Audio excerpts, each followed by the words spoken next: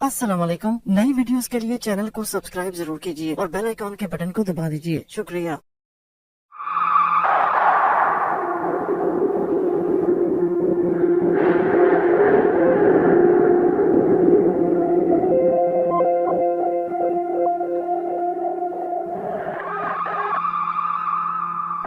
ये उन दिनों का वाकया है जब हमारे घर पर काले जादू का साया था।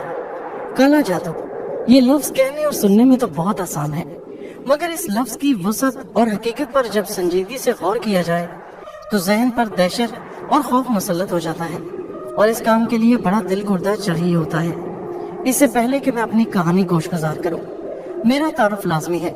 मेरा नाम वकास है और मैं इन दिनों इंटर क्लास का स्टूडेंट था।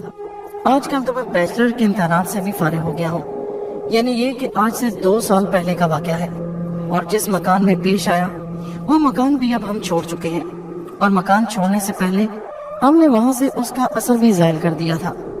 इस कदर खतरनाक जादू का असर किस तरह ज़ायल हुआ, जो कि मेरे ख्याल में उस वक्त मुझे किसी के बस की बात नजर नहीं आ रही थी। एक बात जो बहुत मशहूर है कि इंसान जहाँ भी रहता है, जब वहाँ से चला जाता है तो उसके जाने के बाद भी इंसान के असरात, ख्वाह वो अच्छे हों या बुरे हों, उस जगह पर नक्श हो जाते हैं जहाँ वो पहले रहता था।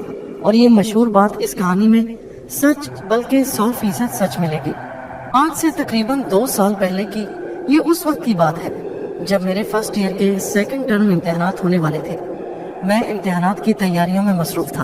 अचानक इत्तला आई कि गांव में हमारे एक अंकल हैं जो कि हमारे करीबी रिश्तेदार भी हैं। उनकी मौत हार्ट अटैक की वजह से हो गई है। उनकी अचानक मौत से घर वालों के साथ मुझे भी गहरा दिली सदमा पहुंचा, क्योंकि जब एक हंसता खेलता इंसान जो कुछ देर पहले हमें मौजूद हो और अचानक इस तरह चल बसे तो और कुछ नहीं तो जहन को एक झटका जरूर लगता है। मगर मैं इम्तिहानों की मसरूफियत की वजह से नहीं जा सकता था। दिल तो मेरा बहुत चाह रहा था जाने को, मगर वालिद साहब के हुक्म के आगे किसी की नहीं चल सकती थी। वालिद ने हुक्म जारी कर दिया कि वकास यही रहेगा, जबकि बाकी तमाम फैमिली मेंबरान गांव जाएंगे। लिहाजा उनके हुक्म के आगे मुझे भी मजबूरन सरे तस्लीम खम करना पड़ा, और घर वाले मुझे 3 कमरों वाले मकान में अकेला छोड़कर चले गए। उन दिनों हमारे घर पर वैसे ही परेशानी ने डेरे डाल रखे थे। हमारा सितारा गर्दिश में आया हुआ था। उन दिनों घर में कुछ छोटे मोटे वाकयात अचानक ही होना शुरू हो गए थे। कभी रात को मुझे हवा में धुआं उड़ता हुआ नजर आता और अचानक गायब हो जाता। कभी घर में से कोई चीज गायब हो जाती। हम पूरा घर छान मारते और वो चीज हमें बाद में उसी जगह पड़ी हुई मिलती जहाँ पहले रखी हुई थी।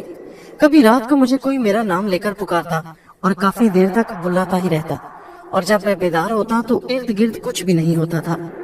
परसों रात भी मेरे साथ फिर उसी तरह का वाकया पेश आया।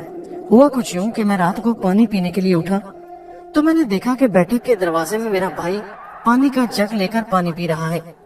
खैर, मैंने कूलर से पानी पिया और वापस अपने बिस्तर की तरफ पलटा, जो कि बरामदे में उम्मन बिछाता था।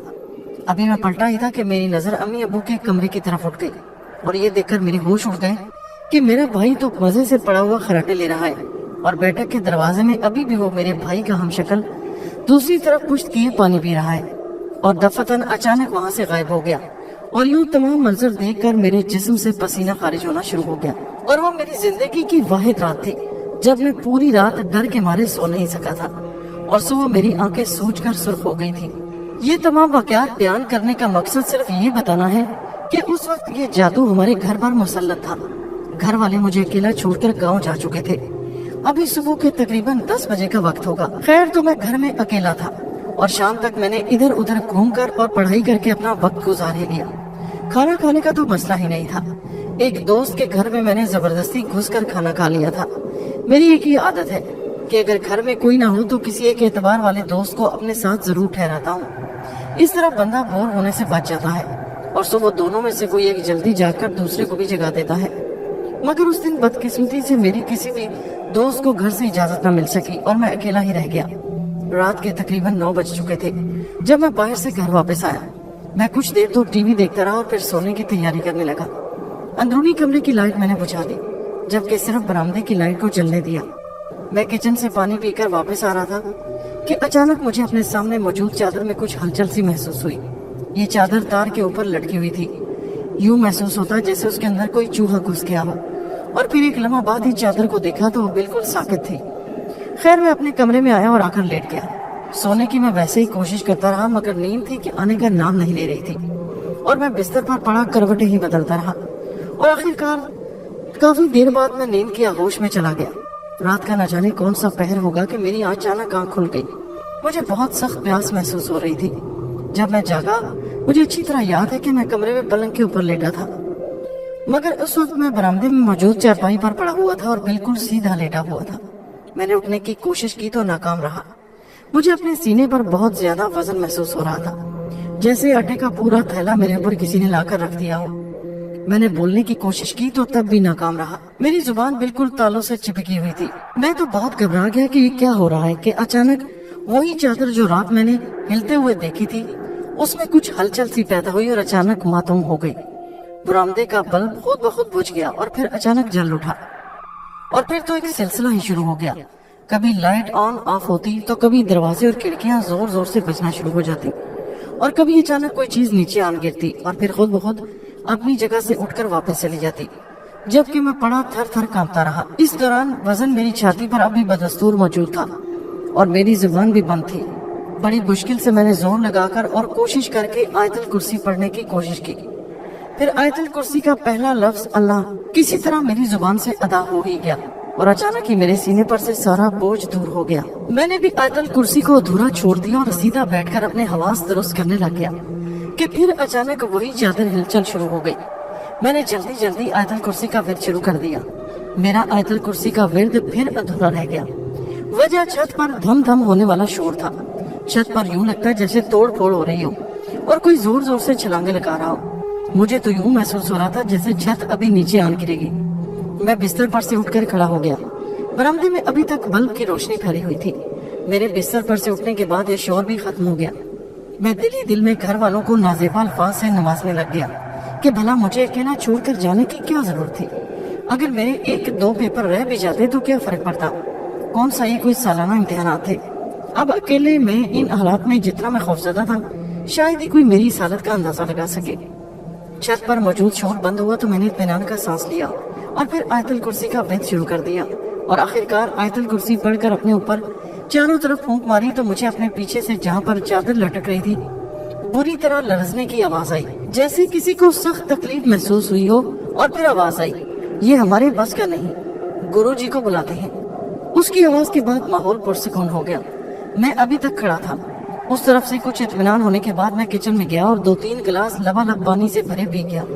पानी पीने के बाद मेरे हवास कुछ बहाल हुए। किचन से वापस आकर मैं बरामदे में मौजूद बिस्तर पर लेट गया। अभी मैं कुछ देर ही लेटा था कि मुझे अचानक हाजत महसूस हुई, जो ज्यादा पानी पीने का नतीजा थी। ना चाहते हुए भी मुझे उठना पड़ा क्योंकि ये काम अब मेरे बस से बाहर हो गया था। मैं टॉयलेट गया और वापसी पर मेरे इस अमल का नतीजा ये निकला, यानी आयतुल कुर्सी का असर खत्म हो गया, जो उस वक्त मुझे महसूस न हो सका। मैं बिस्तर पर आया और आकर लेट गया। मेरे लेटने के बाद कुछ हलचल ना हुई और मैं कुछ देर जागते रहने के बाद सो गया। उस वक्त रात के तकरीबन 1 बजे का वक्त होगा। अभी मुझे सोए हुए तकरीबन 1 ही घंटा गुजरा होगा कि मेरी आंख अचानक खुल गई। मेरे सामने एक आदमी खड़ा था जिसने सिर्फ एक लंगोट पहन रखा था और उसकी आंखें अंधेरे में बिल्लियों की तरह चमक रही थी। उसका सर गंजा था। सर के दरमियान में सिर्फ एक लंबी सी चुटिया थी जो उसके कंधों से भी नीचे तक लटक रही थी और बाएं हाथ में उसने एक कुल्हाड़ा भी उठा रखा था।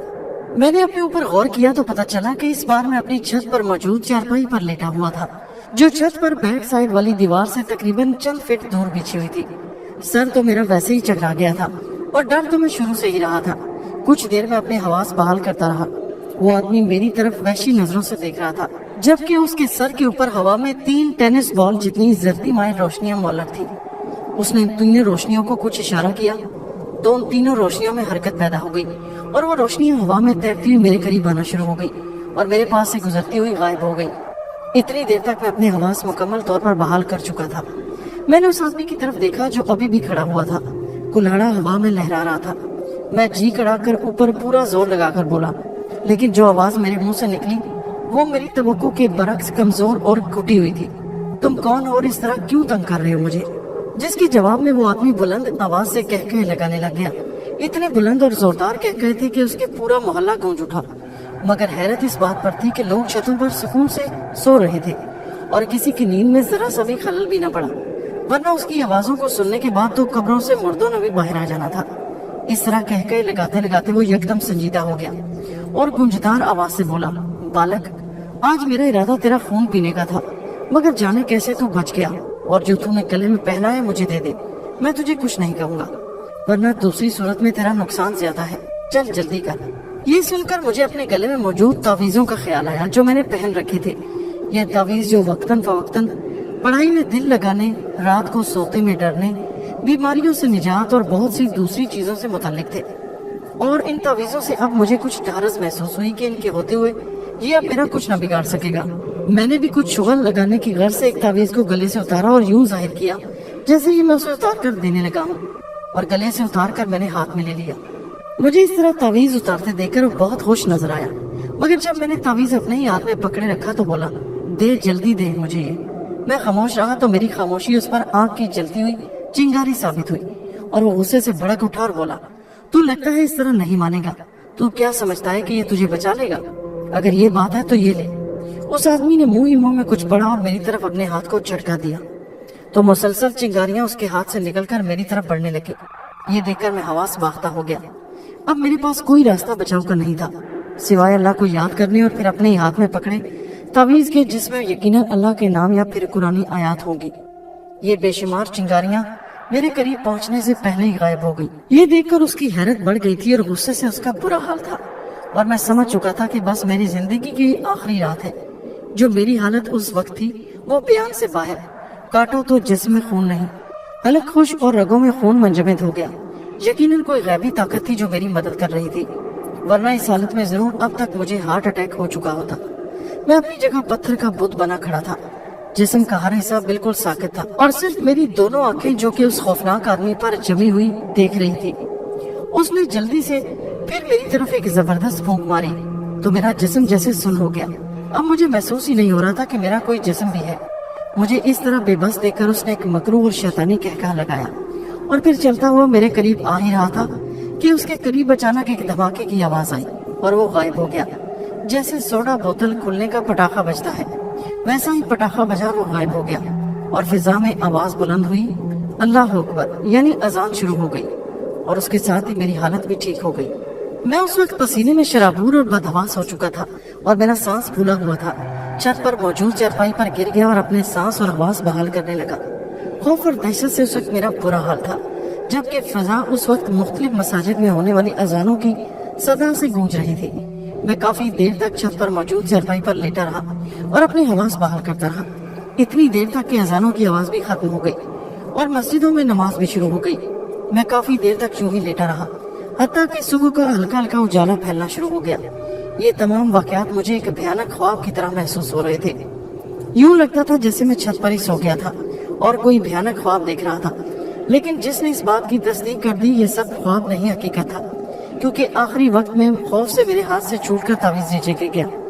मैंने तावीज़ को उठाया और उस पर भूसा देकर अपने गले में पहन लिया।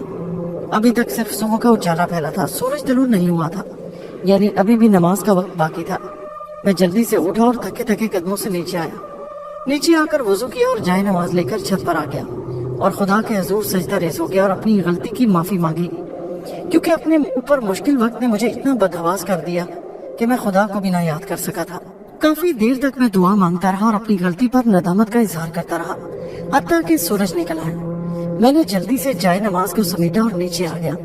रात को जागने से मेरी आंखें सूजी हुई थी, लेकिन अब मेरा सोने को बिल्कुल भी दिल नहीं चाह रहा था। नीचे बरामदे में मौजूद उस तार पर लटकती हुई रंगदार चादर को देखकर मुझे एक झुरझुरी सी आ गई जिसमें रात को इर्ताश पैदा हुआ था। मैं जाए नमाज रखकर बरामदे में वापस आया तो उस चादर के ऊपर मुझे 3 तीतर नजर आए जो मेरे वहां आते ही गायब हो गए और तार फिर हिलने लग गई। यानी अभी भी कुछ यहाँ पर मौजूद है, मगर अब की बार मैंने गलती नहीं की और जल्दी से आयतुल कुर्सी पढ़कर अपनी और चारों तरफ फूंक मारी। इसके बाद कुछ ना हुआ। उस वक्त सुबह के तकरीबन 5:30 बज चुके थे। मैं अंदर कमरे में आकर लेट गया, मगर सोया नहीं, क्योंकि अब मैं नाश्ता करके फिर सोने का प्रोग्राम बना रहा था और तंदूर खुलने का इंतजार करने की गर्ज से आकर लेटा था जो सुबह 6 बजे खुलता था। आखिरकार 6 भी बज ही गए और मैं तकरीबन 6:15 बजे रोटियां लेने के लिए तंदूर की तरफ चल पड़ा। बाहर गली उस वक्त सुनसान पड़ी हुई थी। सिर्फ हमारे घर के सामने वाले मौलवी साहब, जिन्होंने घर के नीचे दुकान खोल रखी थी, वो अपनी दुकान का शटर ऊपर उठा रहे थे। गुजरते हुए मैंने उन्हें सलाम किया और आगे तंदूर की तरफ बढ़ गया। तंदूर गली के इख्तिताम पर एक साइड पर था। मैं जब तंदूर पर पहुंचा तो भोला पहलवान, जिसका ये तंदूर था, एक आदमी से बहस करने में मसरूफ था। मैं जब वहां पहुंचा तो भोला पहलवान उस आदमी को बुरा भला कह रहा था और गाली गलौज में लगा हुआ था। उस आदमी को मैंने गौर से देखा तो वो आदमी मुझे काफी मोमर नजर आया, जिसकी उम्र तकरीबन 60-70 से तजावज कर चुकी होगी, और उसने हाथ में छड़ी उठा रखी थी और आंखों पर ऐनक लगी थी। मेरे बोले उस्ताद से अच्छी वाकफियत थी। मैं बोला, उस्ताद जी, सुबह सवेरे कोई अल्लाह रसूल का नाम होता है, आपने ये क्या शुरू कर रखा है? आप बोले। उस्ताद की तवज्जो उस बूढ़े से हट गई और वो रोटियों वाली सुलाख से रोटियां निकालते हुए बोला, यार ये देखो ना, सुबह सवेरे पता नहीं कहां से मुंह उठा के आ जाते हैं। पैसे है नहीं इसके पास और मुझसे उसने रोटियां लगवा ली। दो। मैंने उस बूढ़े शख्स की तरफ देखा जो मस्कीन सूरत बनाए खामोश खड़ा था, और उसकी आंखों में देखने पर मुझे नजर आया कि उसकी आंखों में आंसू थे। मुझे उस लम्हे उस बुजुर्ग पर बहुत रहम आया और मैं बोला, तो आखिर हर्ज क्या है? रोजाना तो तुम हजारों कमाते हो, अगर 4 रुपए की रोटी दे दोगे तो क्या फर्क पड़ जाएगा? गरीब बाबा तुम्हें दुआई ही देगा ना। मेरी बात सुनकर भोला उस्ताद मुदीर गुस्से में आ गया और बोला, यार वकास, अगर आज मैं इसे इस तरह 2 रोटियां दे दूं तो फिर ये कल आएगा, और रोज रोज का हमने कोई ठेका तो नहीं उठा रखा। फिर मैं बोला, छोड़ यार, मुझे तुझसे ये उम्मीद नहीं थी। अच्छा तो मेरे लिए 2 पराठे लगा दो और बाबा जी की रोटियों के पैसे मैं तुम्हें दे देता हूँ। मैंने जेब से पैसे निकाल कर भोले उस्ताद के हवाले कर दिए। फिर उसने पराठों की तरफ इशारा किया, जहाँ से मैंने 2 पराठे और 2 रोटियां उठा ली। रोटियां मैंने बाबा जी को दी और अपने पराठे लेकर तंदूर से बाहर आ गया। अभी मैं गली में मुड़ा ही था कि मुझे पीछे से किसी ने आवाज दी, ठहरो। मैंने पीछे मुड़कर देखा तो वही बाबा जी खड़े थे। मैं वहीं खड़ा हो गया। बाबा जी छड़ी को टेकते हुए मेरे पास आए और बोले, बेटा बुरा ना मानो तो एक बात कहूँ। मैं बोला, जी जरूर कहिए। वो फिर बोले, बेटा रोटी तो तुमने मुझे दी, एक मेहरबानी और कर दो। बेटा ये रोटी तो है मगर सालन नहीं, और सालन के बगैर तो मैं रोटी नहीं खा सकता। उसी लम्हे मुझे भोले उस्ताद की बात सही नजर आई कि किसी को उंगली पकड़ाओ तो वो पूरा हाथ ही पकड़ लेता है। बाबा जी को मैंने रोटी लेकर दी तो अब मुझसे सालन भी मांग रहे थे, मगर खैर मैं बोला, चलिए मेरे साथ, सालन तो घर में ही मिलेगा। और मैं बाबा जी को साथ लेकर घर की तरफ चल पड़ा। घर के दरवाजे पर मुझे पहुंचकर फिर झुरझुरी सी आ गई। मेरे जहन में रात वाले वाकयात आ गए। मैंने सोचा कि अकेला बैठकर नाश्ता करने से बेहतर है कि बाबा जी को भी साथ ही अंदर बुला लो। मैंने दरवाजा खोलकर बाबा जी को अंदर आने का इशारा किया और गुफ्तगू शुरू करने की गर्ज से बोला, बाबा जी आप कहाँ रहते हैं? शक्ल से तो आप बिल्कुल भी ऐसे नजर नहीं आते, कोई मसला वगैरह तो नहीं? फिर बाबा जी हसरत और याद से बोले। उनकी आंखों में आंसू आ गए और वो वहीं सीढ़ियों के नीचे खड़े हो गए और बोले, बस बेटा क्या पूछते हो, मैं फलां जगह पर रहता हूँ। रात को मेरे बेटे और बहू दोनों ने मिलकर मुझे घर से निकाल दिया। मेरी बहू अब चाहती है कि एक घर में बेच दूं और सारा पैसा उसके भाई को दे दूं जो कोई कारोबार शुरू करना चाहता है। मगर तुम नहीं जानते बेटा कि पूरी उम्र मैंने बड़ी मेहनत करके ये घर बनाया था, और अब मैं इसे इस तरह लुटा दूं? नहीं, ये मुझसे बिल्कुल नहीं होगा। और इसी वजह से उन्होंने मुझे घर से निकाल दिया। पूरी रात मैं बाहर पड़ा रहा हूँ। बहरहाल बाबा जी की बात सुनकर मैं बड़ा रंजीदा हुआ और फिर बोला, आप बैठे, मैं अभी सालन गर्म करके लाता हूँ। मगर बाबा जी ने चारपाई पर बैठने के बजाय तार पर मौजूद चादर को देखा और बोले, ये क्या, तुम्हारे घर पर तो जादू मुसल्लत है, वो भी आम नहीं काला जादू। मैं हैरान हुआ और बोला, आपको कैसे पता चला हमारे घर पर जादू किया गया है? बाबा जी ने अपनी ऐनक को उंगली से ठीक किया और छड़ी पर जोर देते हुए बोले, इसको छोड़ो, इस कोने में 3 बलाएं खड़ी हैं जो मुझे महसूस हो रही हैं। अब देखो मैं करता क्या हूँ। जबकि मैं सिर्फ हवा में ही देखता रह गया जहाँ कुछ भी नहीं था। बाबा जी ने अपनी छड़ी को ऊपर उठाया और जोर से जमीन पर दे मारा और छड़ी को ठोंकते हुए बोले, तुम तीनों को मैं हुक्म देता हूँ कि मेरे सामने आओ। जवाब में कुछ रद्द अमल जाहिर न हुआ। बाबा जी ने फिर अल्फाज दोहराए। आपकी बार कुछ हलचल सी हुई और जमीन पर 6 अदद कदमों के निशानात नजर आए, यानी कि 3 बंदों के जाहिर होने की अलामत थी। बाबा जी ने ऐनक को फिर दुरुस्त किया और बोले, अब मैं तुम्हें हुक्म देता हूँ कि उल्टे लटक जाओ। और उसके बाद वो पांव हवा में मौलिक हुए और उनका रुख आसमान की तरफ हो गया, यानी वो उल्टे लटक गए। बाबा जी मेरी तरफ देखते हुए बोले, बेटा अब जाओ और जाकर नाश्ता ले आओ, हम नाश्ता करते हैं। इतनी देर तक ये इसी तरह उल्टे लटके रहेंगे। मैंने जल्दी से बाबा जी के हुक्म पर नाश्ता तैयार किया और नाश्ता लेकर वापस आ गया। मैंने प्लेट बाबा जी के आगे रखी और खुद खड़ा हो गया, क्योंकि ये तो कोई आम इंसान नहीं लगते थे मुझे। खड़ा देखकर वो बोले, बेटे तुम खड़े क्यों हो, आओ तुम्हारा घर है, तुम ही नाश्ता नहीं कर रहे। मैं जल्दी से बाबा जी के साथ बैठ गया और बोला, बाबा जी ये तो बताएं कि ये जादू हम पर कौन करवा रहा है। जवाबन बाबा जी हंसने लग गए और निवाला मुंह में डालते हुए बोले, बेटा तुम्हें याद होगा कि 2 महीने पहले तुम लोगों ने अपनी बैठक को किराए पर दिया था, याद है ना? जवाबन मैंने सर हिलाया तो वो बोले, जिन किराएदारों को तुमने बैठक वाला कमरा किराए पर दिया था, दरअसल उन लोगों पर जादू का असर था और उन्हें किसी ने मशवरा दिया कि अगर तुम किसी नई जगह कुछ अर्सा रहकर एक अमल करते रहो तो ये तमाम नवस्ते और बलाएं तुम पर से हटकर वही रह जाएंगी। लिहाजा उन्होंने उसके बाद ही से एक किराए के मकान की तलाश शुरू कर दी, क्योंकि उसका असर एक घर से दूसरे घर पर मुंतकिल हो सकता था। और उन्हें किराए के मकान की सूरत में तुम्हारा कमरा मिल गया और वो कुछ अर्सा यहाँ रहे और चले गए, और इस तरह उनके ऊपर के असरात तुम्हारे मकान में रह गए। यहाँ तक कहकर बाबा जी कुछ लम्हे के लिए रुके और फिर बोले, अच्छा मेरा ख्याल है कि अब हमें नाश्ता खत्म करना चाहिए, इनके लिए इतनी सजा ही काफी है। मैं अभी तक हैरान हो रहा था कि उतनी मालूमात हैरत की बात है। मैंने अपनी कैफियत को छुपाने की बहुत कोशिश की, मगर जब मुझसे काबू ना पाया गया तो मैं बोला, बाबा जी एक बात पूछूं? मैंने बाबा जी की तरफ देखा, जवाब खड़े हो चुके थे और उधर उसी कोने की तरफ मुतवज्जो थे जहाँ वो बलाएं उल्टी लटकी हुई थी। वो उसी तरफ देखते हुए बोले, हाँ पूछो। मैं बोला, आपको इतनी मालूमात है हमारे बारे में, आप तो बहुत ही पहुंचे हुए हैं, ये बताएं आप इतना कुछ कैसे जानते हैं? जवाब में बाबा जी मेरी तरफ देखकर मुस्कुराए और बोले, जवाब अभी मिल जाएगा, फिलहाल कांच की एक बोतल का बंदोबस्त करो जल्दी से। मैं जल्दी से किचन में गया और फ्रिज खोलकर पानी की एक बोतल निकाली और सारा पानी मैंने बेसन में बहा दिया और बोतल को फौरन बाहर ले आया। बाबा जी को देते हुए बोला, ये ठीक है? जवाब में बाबा जी ने बोतल पकड़ी और उसका ढक्कन खोलकर नीचे रख दिया और उसी कोने में देखते हुए बोले, अब मैं तुम्हें हुक्म देता हूँ, जल्दी से इस बोतल में आ जाओ, जल्दी से, देर मुझे पसंद नहीं। ये कहकर बाबा जी जल्दी से पीछे हट गए और मुंह ही मुंह में कुछ बिदबिदाने लगे। अचानक उस कोने से काला और सफेद सा धुआं खारिज हुआ। ये धुआं बहुत ही गाढ़ा और कसीर था। फिर आहिस्ता आहिस्ता उस धुएं ने आपस में मिलना शुरू कर दिया और एक लकीर की सूरत में धुआं बोतल के अंदर दाखिल होने लगा और थोड़ी ही देर में ये बोतल में दाखिल होकर खत्म हो गया।